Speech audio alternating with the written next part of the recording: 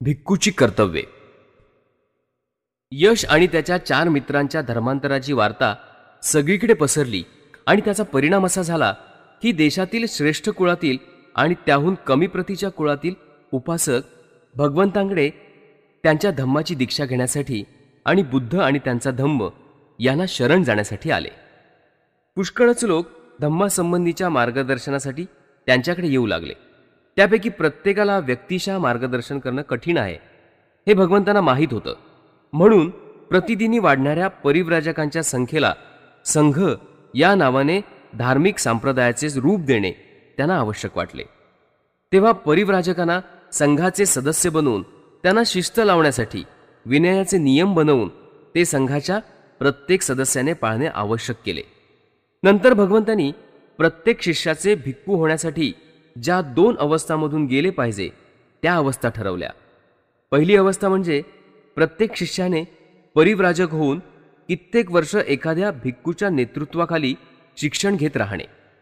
शिक्षणाच्या काळानंतर परीक्षक मंडळीसमोर आपली लायकी सिद्ध करून त्याला उपसंपदा घ्यावी लागे.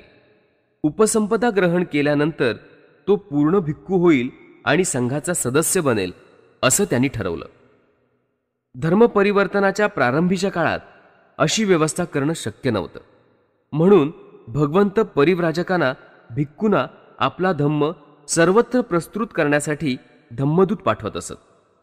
धम्मदूत म्हणून पाठवताना भगवंत भिक्खूंना म्हणत, भिक्खूनो, मी हे सर्व प्रकारच्या मानवी आणि दैवी बंधनापासून मुक्त झालो आहे. भिक्खूनो, तुम्ही अशा बंधनापासून मुक्त आहात.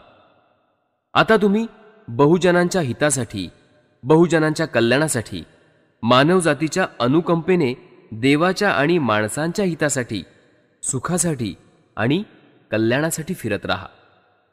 कोणीही दोघांनी एकाच वाटेने जाऊ नये आणि जो धम्म प्रथम आणि अंती याचप्रमाणे तत्वता आणि अक्षरशः कल्याणप्रद आहे तो धम्म शिकवा. पवित्र, शुद्ध आणि परिपूर्ण असे श्रेष्ठ जीवन प्रकाशित करा. सर्व देशात जा आणि ज्यांनी धम्माचा स्वीकार केला नाही त्यांना धम्माचा स्वीकार करण्यासाठी शिकवा आणि दुःखाने दुग्ध झालेल्या साऱ्या जगाला आपल्या उपदेशाने धम्माची ओळख करून द्या. अज्ञानी माणसांना ज्ञान द्या. ज्या ठिकाणी महर्षी, राजश्री, ब्रह्मर्षी वास करत आहेत आणि आपापल्या संप्रदायाचा फैलाव करत आहेत त्या त्या ठिकाणी जा आणि आपापल्या मताप्रमाणे प्रभावित करा. एकटेच जा, करुणामय अंतःकरणाने जा. लोकांना बंधनमुक्त करा आणि त्यांना दीक्षा द्या. भगवंतांनी त्यांना असंही सांगितलं, धम्मदान हे कोणत्याही दानापेक्षा श्रेष्ठ दान आहे. धम्मात आनंद कोणत्याही आनंदापेक्षा श्रेष्ठ आहे. शेत तणाने बिघडतं, प्रजा द्वेषामुळे बिघडते, म्हणून धम्मदानाचे फळ फार मोठं आहे. शेत तणाने बिघडतं, प्रजा मोहामुळे बिघडते, म्हणून धम्मदानाचे फळ फार मोठे आहे. शेत तणाने बिघडतं, प्रजा गर्वामुळे बिघडते, म्हणून धम्मदानाचे फळ फार मोठे आहे. अशा रीतीने धम्मपदाचा आदेश घेऊन 60 भिक्खू धम्म प्रचारार्थ सगळ्या देशात गेले. धम्म परिवर्तनासंबंधी काय करावे यासंबंधी भगवंतांनी त्यांना अधिक शिक्षण दिले. धम्मदीक्षा ही चमत्काराने करायची नाही. एकदा भगवान मल्लांच्या अनुपीय या गावी राहत होते. तेव्हा एकदा आपली चिवरे प्रदान करून भिक्षापत्र घेऊन भिक्षेसाठी ते गावामध्ये निघाले. भगवंतांनी असा विचार केला, या सकाळच्या वेळेला अनुपीय गावात भिक्षेसाठी जाणं काही योग्य नाही. तेव्हा ज्या उद्यानात परिव्राजक भग्गव राहत आहे त्या ठिकाणी जाऊन त्याला भेटावं. आणि म्हणून भगवंत त्या उद्यानात गेले. भग्गवानी त्यांना पाहिल्यावर त्यांना उद्देशून तो म्हणाला, भगवान, यावे, मी तुमचं स्वागत करतो आहे. फार दिवसांनी आपण इकडे आला आहात. इथं हे आपणासाठी आसन आहे, त्यावर आपण बसावं. भगवान आसनावर बसल्यावर भग्गव त्यांच्या शेजारी एका ठेंगण्या आसनावर बसला आणि तो परिव्राजक त्यांना म्हणाला, काही दिवसांपूर्वी लिच्छवी कुळातील सुनखत्त माझ्याकडे येऊन म्हणाला, मी भगवंतांचा त्याग केला आहे. मी त्यांना गुरु मानत नाही. भगवंत, ही गोष्ट खरी आहे का? लिच्छवी कुळातील सुखंताने जे तुला सांगितलं ते सगळं खरं आहे. हे भग्गव, काही दिवसापूर्वी लिच्छवी कुळातील सुनखत्त माझ्याकडे आला आणि म्हणाला, भगवान, मी आपला त्याग केला आहे. आजपासून मी आपणाला गुरु मानत नाही. तेव्हा मी त्याला विचारलं, हे सुनखत्ता, तू मला गुरु मान असं मी कधी म्हटलं होतं का? सुनखत्तानं उत्तर दिलं, नाही. किंवा तू तरी मला तसं कधी म्हटलं होतंस का? भगवंत, मी आपणाला गुरु मानतो. सुनखत्त म्हणाला, नाही, मी असं कधीच बोललो नाही.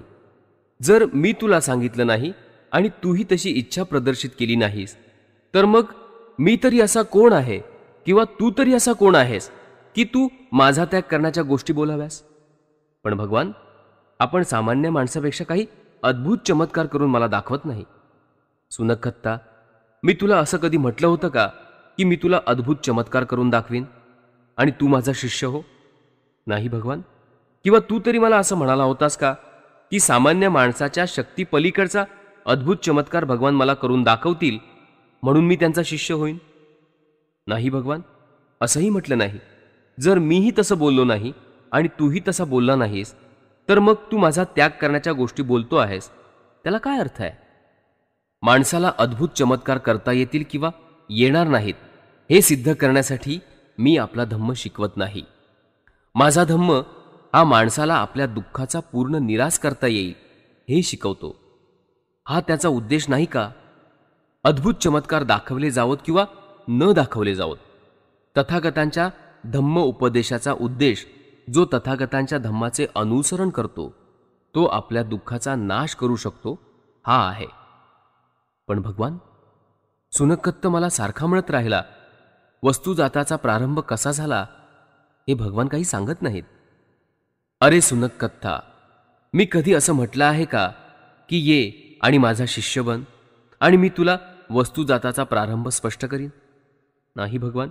किंवा तू तरी असं कधी म्हणाला होतास का की वस्तुजाताचा प्रारंभ कसा होतो हे भगवान मला शिकवतील आणि मी त्यानंतर त्यांचा शिष्य बनेन? नाही भगवान, असं मी म्हटलं नाही. तूही असं म्हटलं नाहीस आणि मीही तसं म्हटलं नाही. मग तू त्याग करण्याची भाषा करतोस, त्याचा अर्थ काय? माणसाच्या सर्व दुःखात निराश करण्याचा जो धम्म आहे तो धम्म मी शिकवतो. त्याचा हेतू वस्तुजाताचा प्रारंभ कसा झाला हे शिकवत नसतो.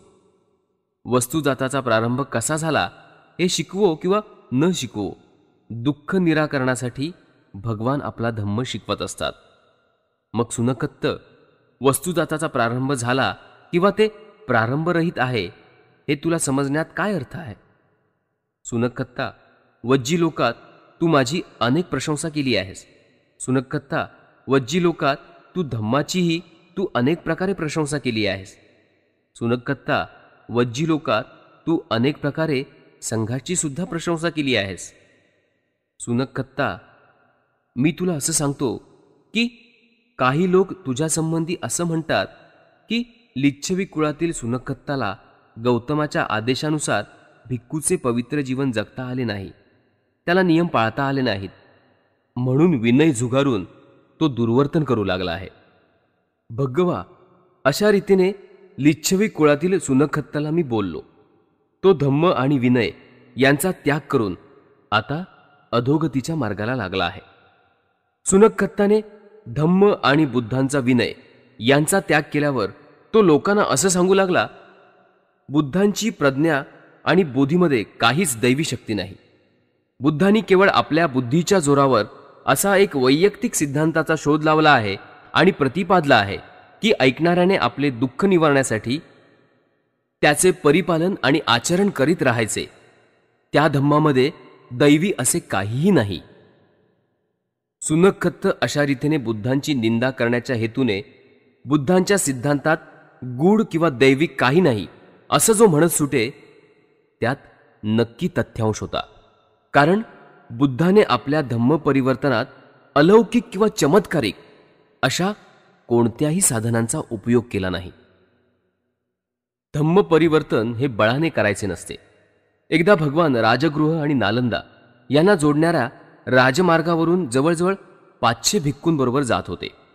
त्यावेळेला सुप्पिय नावाचा एक परिव्राजक भिक्खू ब्रह्मदत्त नावाच्या आपल्या तरुण शिष्याबरोबर त्याच मार्गावरून चालला होता. परिव्राजक सुप्पिय आणि बुद्ध धम्म आणि संघ यांची निंदा करत होते. पण त्याचा तरुण शिष्य ब्रह्मदत्त मात्र बुद्ध, धम्म आणि संघ यांची प्रशंसा करत होता. अशा पद्धतीने गुरु आणि शिष्य परस्पर विरोधी मतांचे प्रतिपादन करीत भगवान आणि त्यांच्या भिक्खू संघामागून चालत होते. भगवान रात्र होताच अंबलठिका उद्यानातील राजाने निर्मिलेल्या एका विश्रांतीगृहात आपल्या भिक्खू संघासह थांबले. परिव्राजक सुप्पिय आणि तरुण ब्रह्मदत्त तिथेच उतरले आणि तिथेही त्यांनी आपली चर्चा चालू ठेवली. पहाटेला काही भिक्खू उठले आणि सभागृहात येऊन बसले. तिथं बोलता बोलता ते सुप्पिय आणि ब्रह्मदत्त यांच्यामधील भाषणांची चर्चा करू लागले. त्यांच्या भाषणाचा रोख कुणाकडे आहे हे जाणताच भगवान सभागृहामध्ये आले आणि त्यांच्यासाठी पसरलेल्या एका चटईवर बसले. त्यांनी भिक्खूंना विचारलं, तुम्ही कशासंबंधी बोलता आहात? तुमच्या संभाषणाचा विषय काय आहे? भिक्खूंनी सगळी गोष्ट सांगताच भगवान म्हणाले, भिक्खू हो, कोणीही संघाबाहेरील मनुष्य माझ्याविरुद्ध, धम्माविरुद्ध किंवा संघाविरुद्ध बोलू लागला तरी त्यामुळे तुम्ही त्या माणसांसंबंधी मनात कोणत्याही प्रकारचा द्वेष धरता कामा नये. असं कोणी बोलू लागला आणि जर तुम्ही दुखावल्यासारखे होऊन त्याच्यावर रागवू लागलात तर तुमचा राग तुमच्या आत्मविजयाच्या आडवा येईल.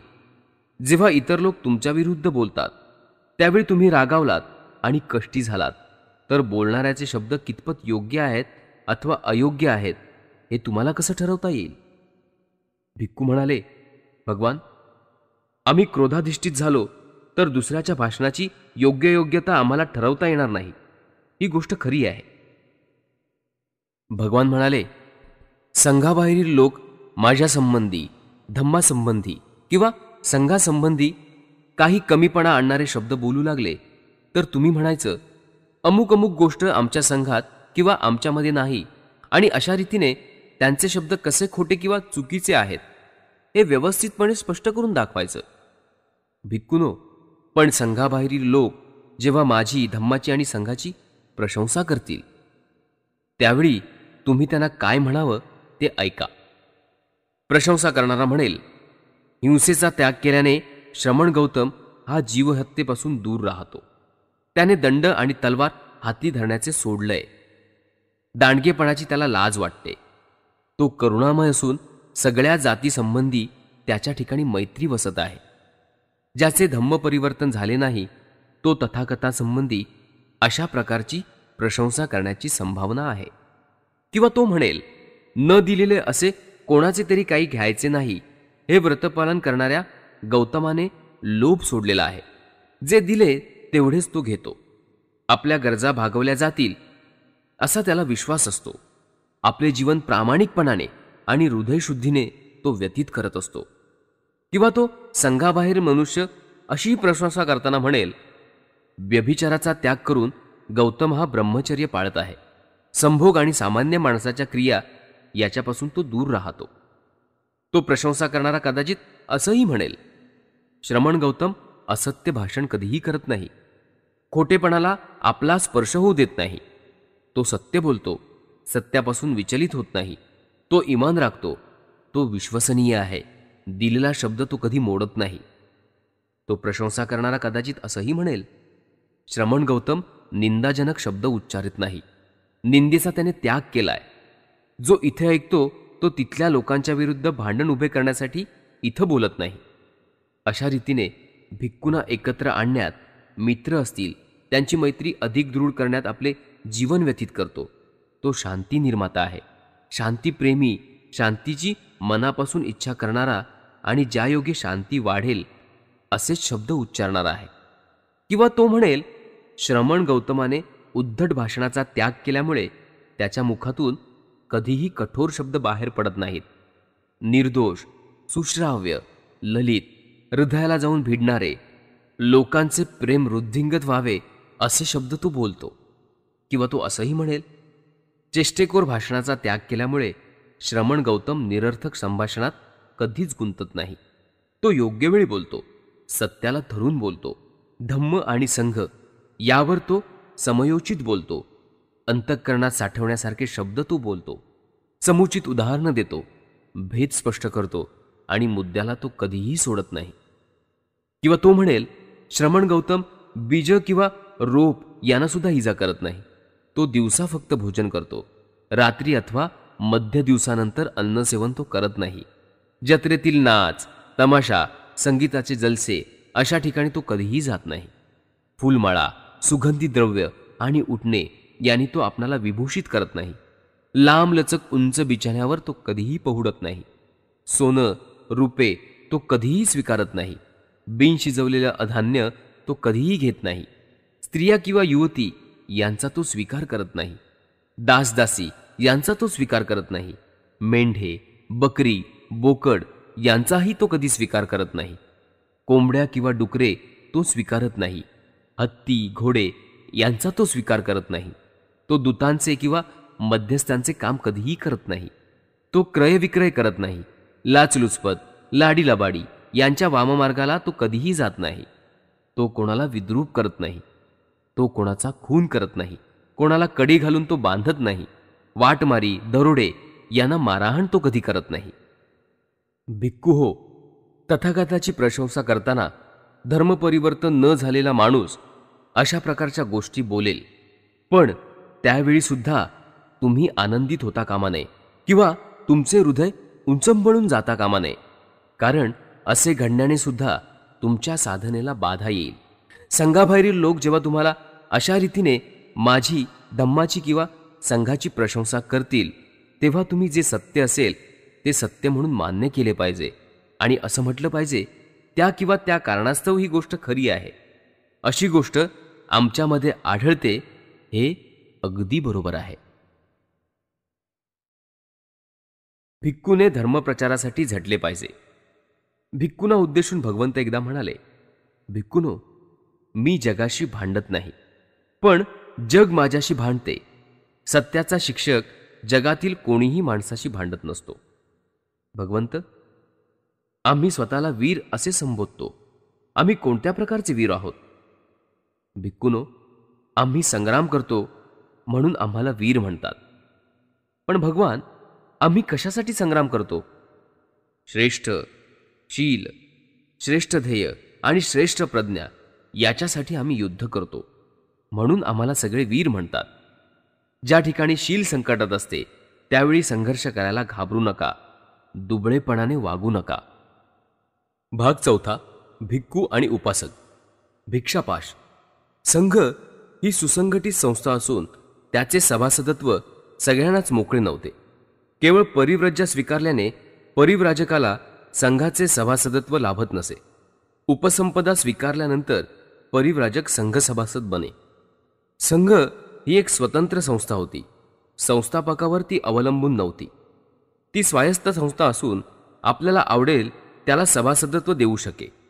विनय नियमाला अनुसरून ती कोणाचेही सभासदत्व हिरावून घेऊ शकत होती. भिक्खूला उपासकांशी जोडणारे एकच बंधन ते म्हणजे भिक्षा. भिक्खू हा भिक्षेवर अवलंबून असे. भिक्षा घालणारा म्हणजेच उपासक. उपासकांची सुसंघटित अशी व्यवस्था नव्हती. संघात कोणालाही प्रवेश देताना संघदीक्षा हा समारंभ करावा लागे. संघदीक्षेमध्ये संघप्रवेश त्याचप्रमाणे धम्मप्रवेश या दोघांचाही अंतर्भाव होई. पण ज्यांना धम्मप्रवेश हवा असेल पण संघप्रवेश करायचा नसेल त्यांच्याविषयी वेगळी धम्मदीक्षा नसे. संघप्रवेश म्हणजे घर सोडून अनिकेत बनणे. धम्मप्रवेशासाठी धम्मदीक्षा नसणे ही एक गंभीर उणी होती. ज्या अनेक कारणांनी भारतात बौद्ध धम्माचा ऱ्हास झाला त्यापैकी हे एक कारण आहे. या दीक्षाविधीच्या अभावी उपासक एका धर्मातून दुसऱ्या धर्मात भ्रमण करू शके आणि अधिक वाईट गोष्ट म्हणजे दोन धर्म एकाच वेळेला आचरण्याची त्याला मुभा मिळत असे. परस्परावरील परिणाम. तथापि धर्माचरणात चुकणाऱ्या उपासकाला मार्गावर आणण्याचे साधन भिक्षापाश हे एक होते.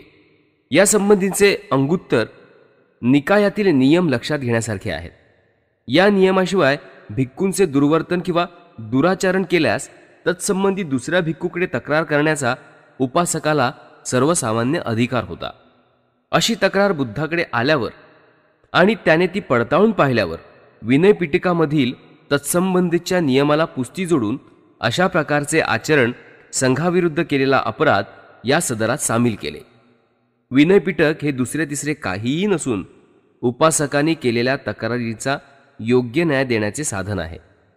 भिक्खू आणि उपासक यांच्यामधील संबंध अशा प्रकारचा होता. भिक्खूंचा धम्म आणि उपासकाचा धम्म. बौद्ध धम्माचे काही टीकाकार बौद्ध धम्म हा धर्मच नव्हे असं म्हणतात.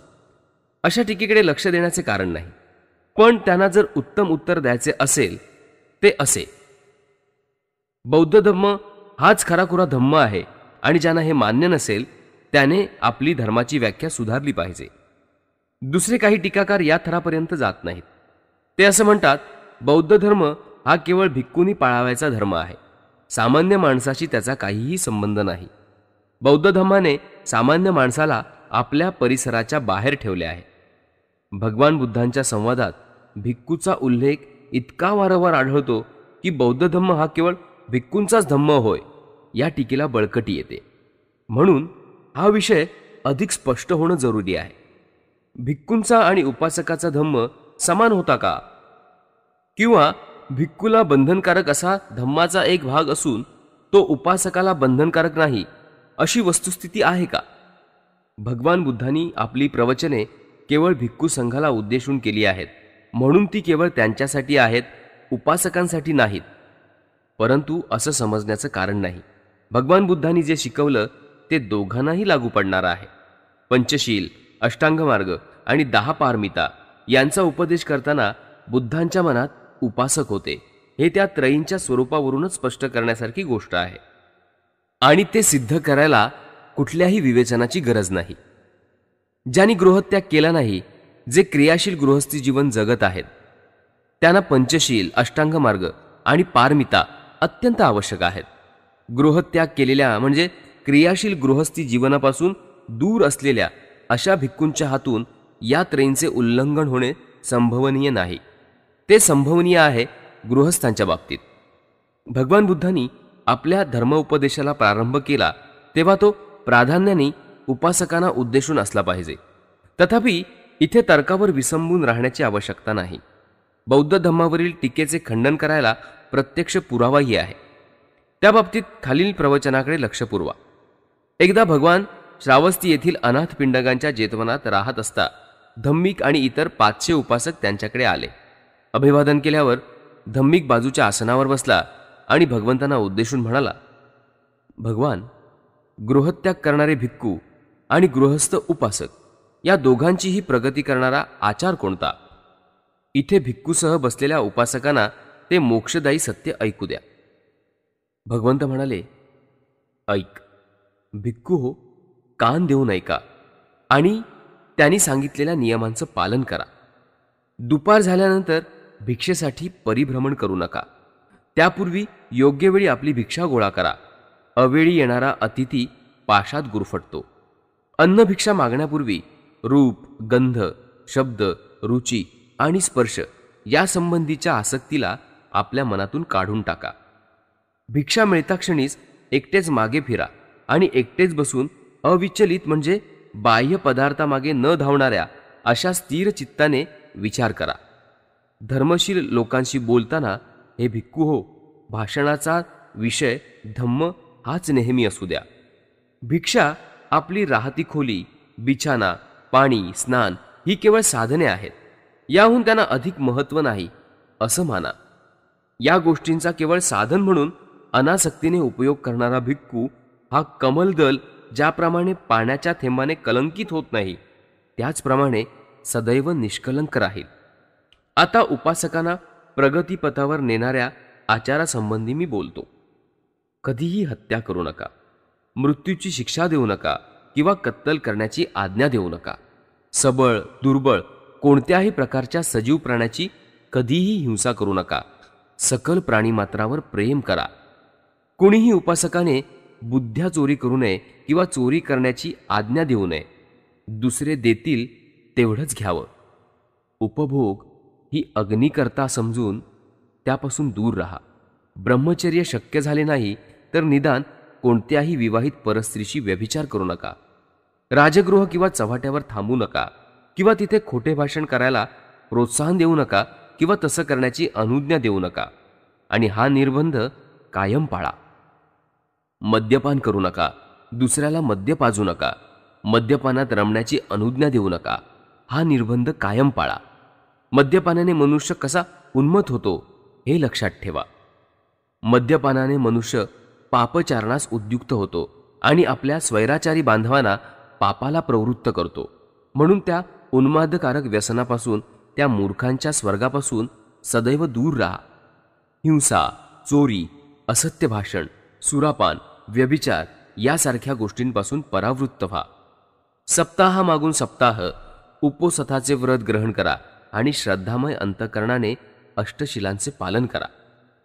प्रातःकाळी पवित्र श्रद्धामय चित्ताने वरील उपोसत व्रत स्वीकारल्यानंतर यथाशक्ती भिक्खूंना अन्न आणि पेय द्या.